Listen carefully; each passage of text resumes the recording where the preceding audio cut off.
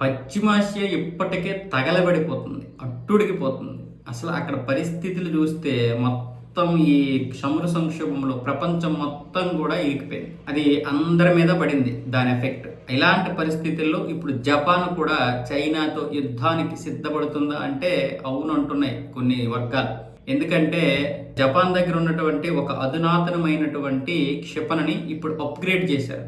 అది ఇప్పటి వరకు 200 కిలోమీటర్ల దూరంలో ఉన్నటువంటి లక్ష్యాలను ఛేదించేది, కానీ ఇప్పుడు దాన్ని 1000 కిలోమీటర్లకు పైగా లక్ష్యాలను ఛేదించే విధంగా అప్గ్రేడ్ చేశారు. ఇది జపాన్కు చెందినటువంటి మొట్టమొదటి అధునాతన దూర శ్రేణి క్షిపణి టైప్ 12ను నైరుతి జపాన్లోని కెంగన్ సైనిక స్థావరంలో మోహరించినట్లు రక్షణ శాఖ అధికారులు మంగళవారం వెల్లడించారు.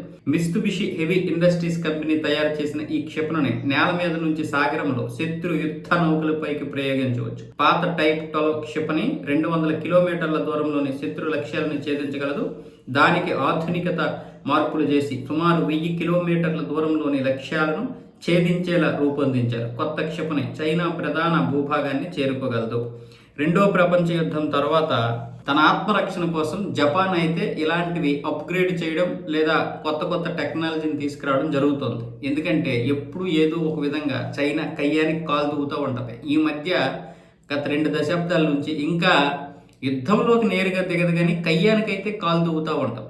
అది తైవాన్తో కావచ్చు, అది మిగతా మయన్మార్తో కావచ్చు, లేకపోతే జపాన్తో కావచ్చు, భారత్తో కావచ్చు, చివరికి ఎంతో మిత్రదేశమైనటువంటి రష్యాతో కూడా అప్పుడప్పుడు కయ్యానికి కాలు దూగుతుంది ఆ భూభాగం విషయం. మనకు కూడా అదే, మనతో ఇప్పుడు స్నేహం చేస్తానంటది, కానీ అరుణాచల్ ప్రదేశ్ నాదే అంటది. ఇలాంటి కైవింపులు చైనా ఎప్పుడు మిత్ర దేశాలతోటైనా సరే, శత్రు దేశాలతోటైనా సరే, సరిహద్దు దేశాలతోటైనా సరే చేస్తూ ఉంటుంది. అందుకే జపాన్ ఇప్పుడు ఆ విధంగా తన యొక్క దీన్ని పెంచుకుంటుంది, రక్షణ వ్యవస్థని.